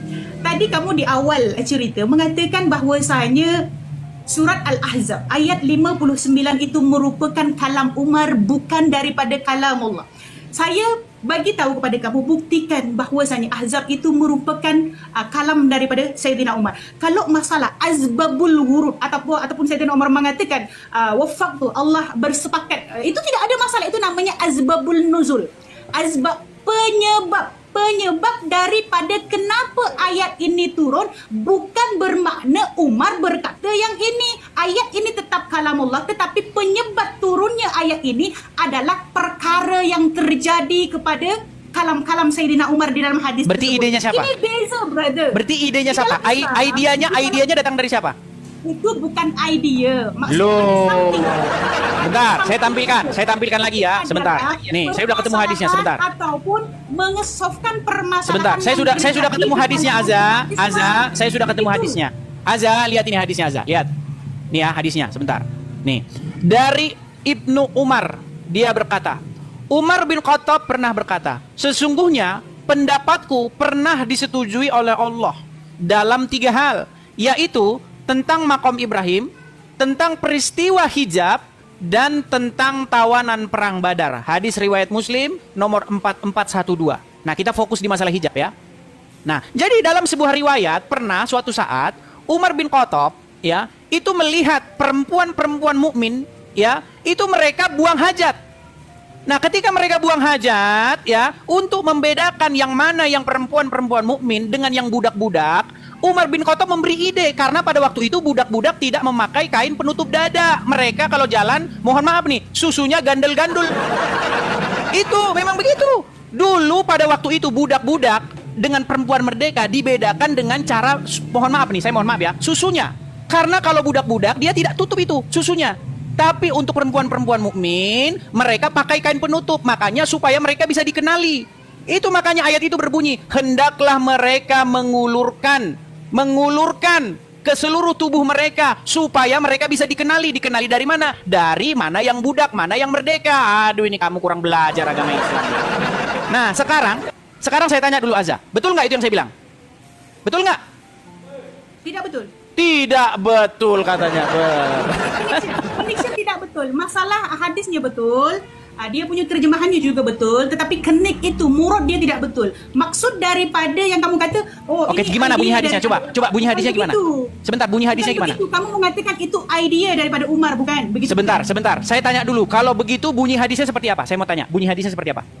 Kalau begitu apa? Begitu apa? Tadi kan sudah saya bacakan. Suatu waktu Umar melihat ada perempuan-perempuan mukmin, mereka sedang buang air besar, betul nggak? Oke, sudah. Coba bacakan gimana? Misunderstanding kamu di dalam. Jangan bilang misunderstanding dulu. Gini, Aza, jangan bilang misunderstanding. Coba kau bacakan. Aduh, berat ini. Gimana nih Aza ini? Coba bacakan dulu bagaimana Umar bin Khattab dia melihat istri-istri Nabi atau perempuan-perempuan mukmin mereka buang air besar. Coba. Oke, sekarang sebelum saya saya ini Anda bilang saja Anda tidak tahu perkara itu. Kalau tidak tahu nggak apa-apa, biar saya jelaskan. Arti tersebut tidak ada masalah, tetapi yang harus diluruskan kepada kamu. Ini Aza ini nggak tahu, bilang aja. Aza, kamu tahu nggak cerita bagaimana istri-istri Nabi, bagaimana perempuan-perempuan mukmin mereka buang air besar? Asbabun nuzul. Saya bacakan saja ya. Ini nampaknya dia ini ngeyel. Ini keras kepala dia ini. Saya bacakan ya. Saya punya maksud dulu lah. Saya sudah dengar hadis tersebut. Oke, coba bacakan. Explain dulu. Coba bacakan. Saya sudah tahu hadis tersebut. Iya, sebelum biar umat tahu, coba bacakan. Kan tadi kamu sudah baca Raja Muslim. Ini saya sudah jumpa hadis tersebut. Oke, coba gimana? Bacakan dulu biar umat tahu. Ini banyak umat yang nggak tahu apa-apa ini. Mereka tidak tahu apa-apa. Makanya saya bilang mereka masih Islam itu karena mereka nggak tahu apa-apa. Coba bacakan. Bukan, saya tidak bersedia. Apakah kamu malu untuk membacakan kenyataannya bahwa yang kamu pakai itu adalah seragam buang air besar? Ayo, coba.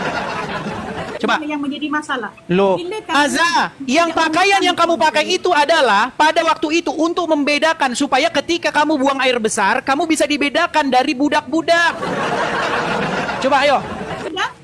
Sudah, bukan. Coba bacakan riwayatnya, yuk. Begini. Saya harus luruskan dulu. Tidak perlu. Jangan kalian bangga dengan pakaian. Lihat nih pakaian seorang muslimah. Jangan bangga dulu.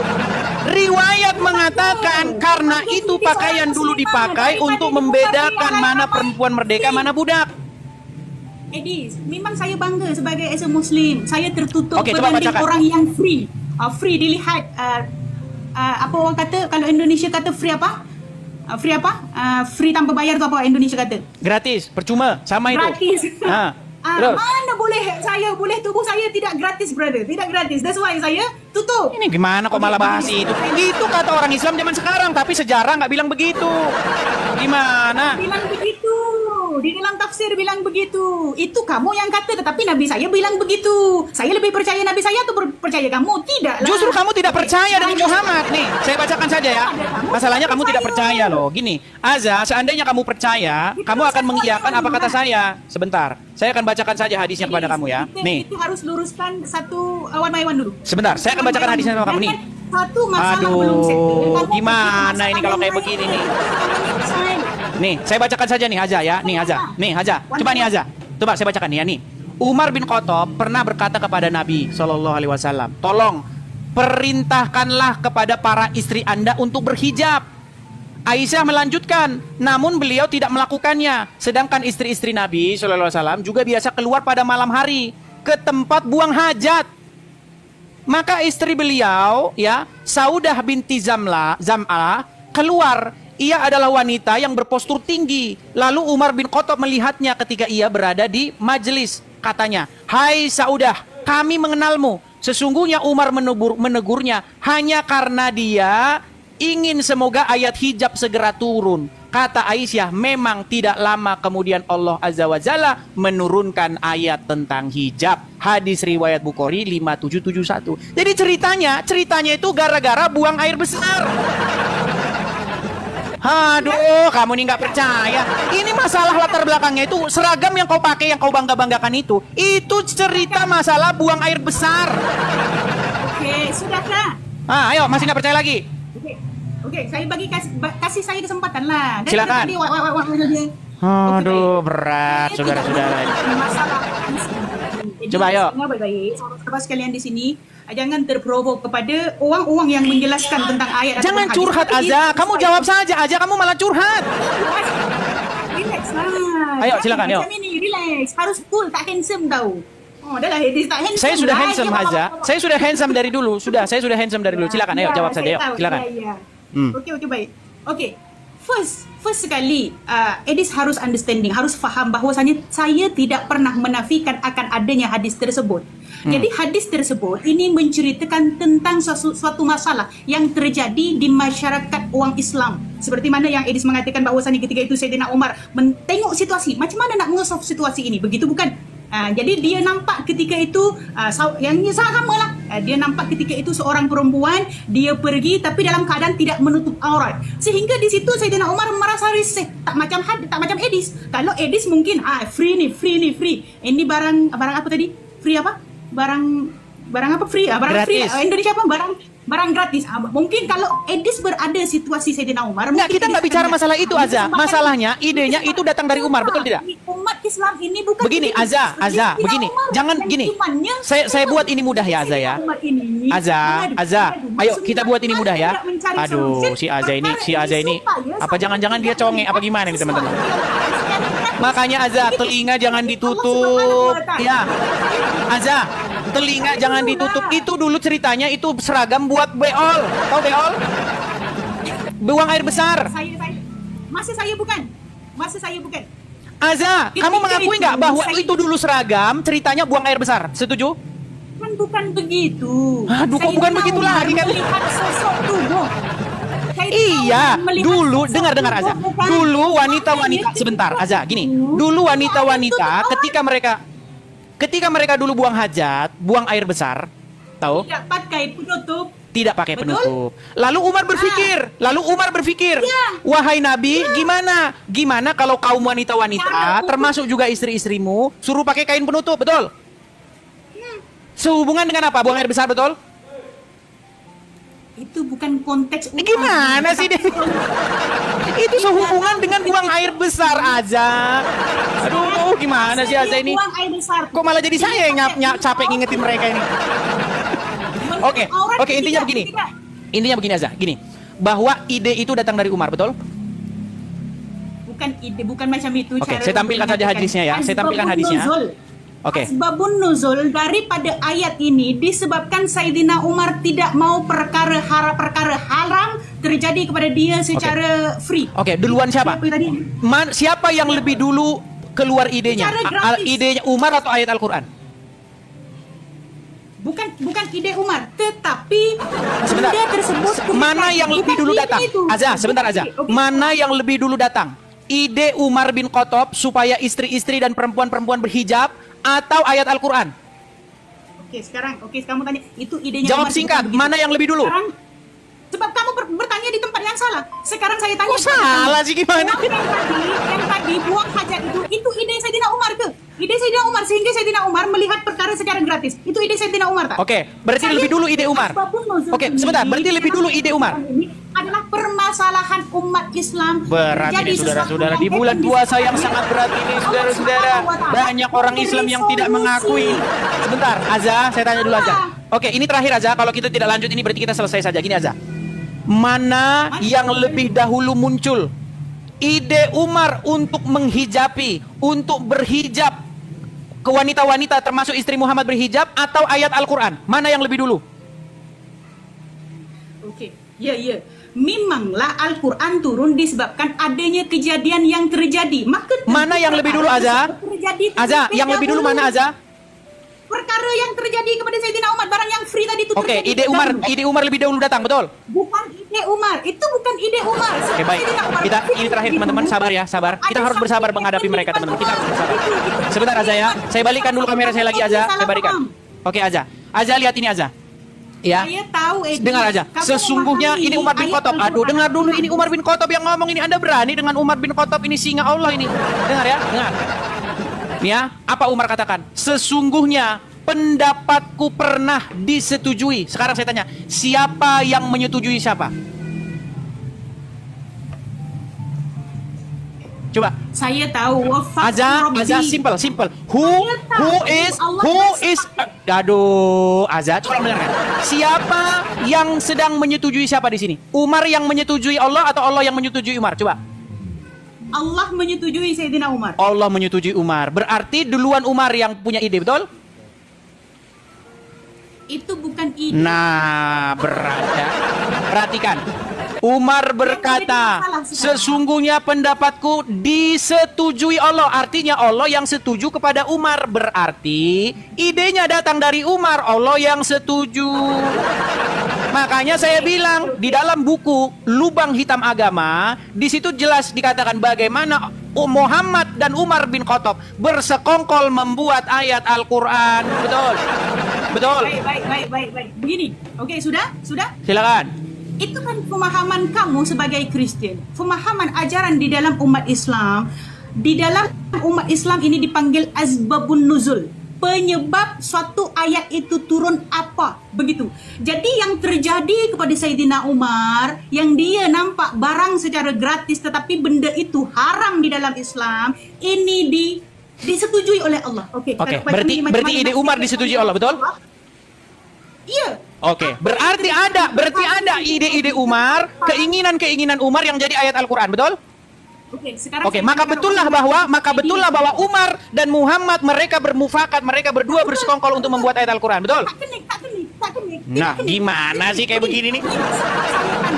Perkara yang happen, yang Sayyidina Umar tidak setuju, kemudian dia cari solusi, adakah itu... Oke lah, baiklah ya, nanti kalau kita lanjut pun akan seperti ini. Artinya begini Azza, kita sudah mendapatkan sesuatu, intinya bahwa ide Umar, bahwa ide atau pendapat Umar disetujui oleh Allah, itu menjadi ayat Al-Quran. Terima kasih Azza, sudah mampir ke sini. Ataupun penjelasan daripada umat Islam sendiri. Kalau kamu paham... Nggak perlu dijelaskan lagi, itu sudah begitu jelas Azza.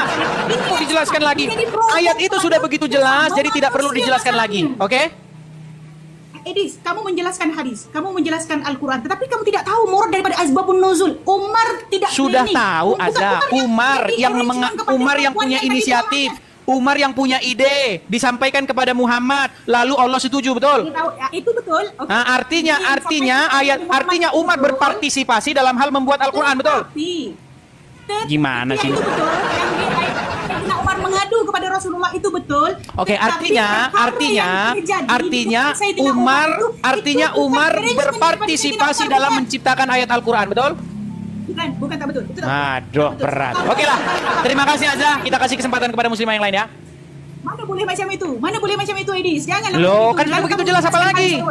Kamu harus dengar daripada penjelasan saya dulu, murad daripada hadis tersebut. Mana boleh kamu? Ya udah, coba jelaskanlah. Kita kasih kesempatan. Nanti dibilang kita nggak kasih kesempatan. Oke, silakan. Ya. Kamu pahami dengan kamu punya kepahaman sendiri. Saya sebagai orang Islam sendiri pun, saya tidak berani untuk menjelaskan hadis based on saya. Nah, ada. Kalau sudah berani, baiklah di bawah. Anda sudah bilang tidak berani aja. Jadi terima kasih. Mohon maaf ya. Nanti kalau kamu sudah berani, saya tunggu lagi untuk datang kemari. Selamat siang. Yang tadi itu dulu. Aduh, Anda saja sudah bilang tidak berani, kok gimana? Oh, saya tidak berani menjelaskan, tapi Anda mau menjelaskan. Mana sini? Aduh, berat, saudara-saudara. Baik teman-teman yang terkasih dalam Tuhan, menarik untuk didengarkan dan disimak. Dan semoga ada banyak muslim yang berbenah diri dan juga berani untuk membahas setiap keimanan mereka. Kalau kita melihat di media YouTube atau di media TikTok atau apapun itu, mereka selalu tampil kayak lebih mengerti Alkitab dibandingkan kekristenan itu sendiri.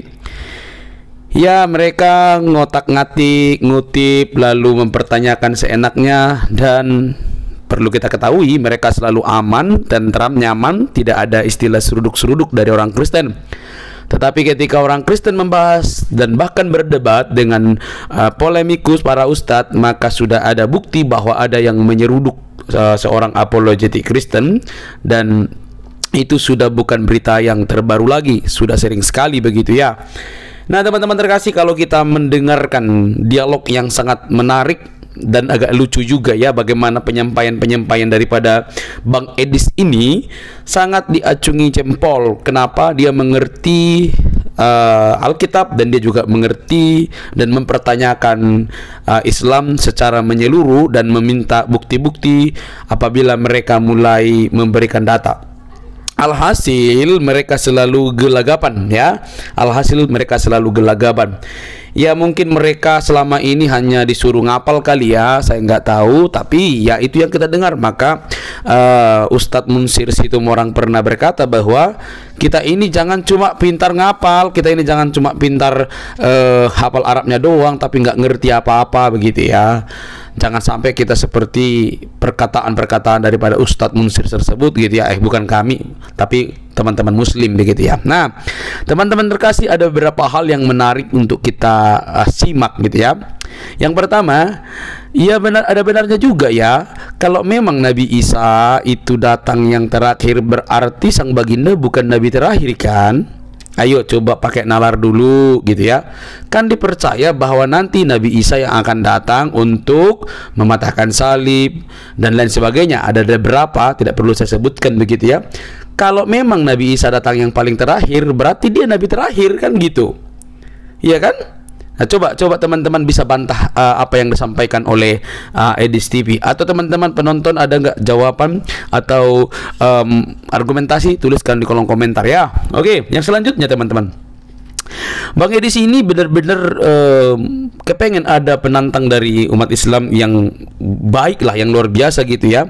Dan dia menyebutkan dua nama, Ustadz Adi Hidayat dan Ustadz Abdul Somad. Ya jangan bersembunyi dengan membahas iman kekristenan secara tersembunyi. Ya kita bisa tahu ya bagaimana Ustadz Abdul Somad itu mengejek bagaimana Yesus disalibkan, bahkan dipraktekkan begitu ya, dan juga yang lain sebagainya. Jangan bersembunyi dong, tampil dong, hadapi Edis TV gitu ya. Dan dia berani mengatakan hal itu ya, dia berani menyuarakan itu, dia berani menyebut nama gitu ya.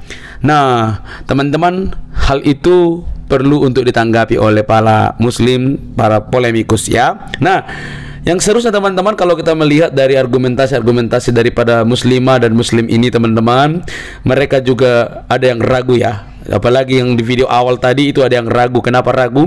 Karena dia pernah tertarik dengan sosok Isa, lalu dia sebutkan Yesus begitu ya.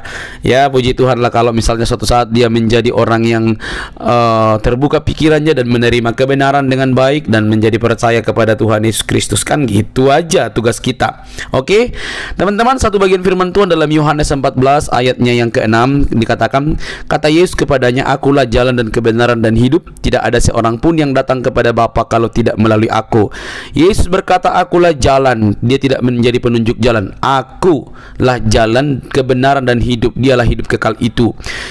Tidak ada seorang pun yang datang kepada Bapa, kepada Allah yang Esa tentunya, kalau tidak melalui Yesus. Kenapa kok Yesus? Karena dialah sang firman yang menjadi manusia, mengambil kodrat manusia, supaya manusia yang menjadi target keselamatan oleh karena berbuat dosa itu diselamatkan. Di dalam diri Yesus seluruh dosa kita diselesaikan. Teman-teman, itulah yang membanggakan, karena Yesuslah yang mengurus dosa kita umat manusia. Percayalah bahwa Yesus datang bukan untuk membawa agama, tapi dia membawa dan menawarkan keselamatan bagi umat manusia. Setiap orang yang percaya kepadanya tidak binasa, melainkan beroleh hidup yang kekal. Yohanes 3 ayat 16. Teman-teman terkasih, tidak perlu baper, tidak perlu marah-marah begitu ya. Kalau memang ada perkataan atau argumentasi yang keliru, atau mungkin memiliki literatur yang lebih tua atau lebih bertanggung jawab daripada yang dibacakan oleh Bang Edis, silakan tulis di kolom komentar dan bantah lewat video. Jangan melapor-melapor, itu kan bukan cara yang baik dalam berargumentasi. Oke teman-teman, sampai di sini video saya. Semoga kita dicerdaskan selalu. Salam waras, salam kebenaran, karena Kristus yang memerdekakan kita dari kegelapan yang membinasakan, karena terang itu pasti menang melawan kegelapan. Tuhan memberkati. Shalom.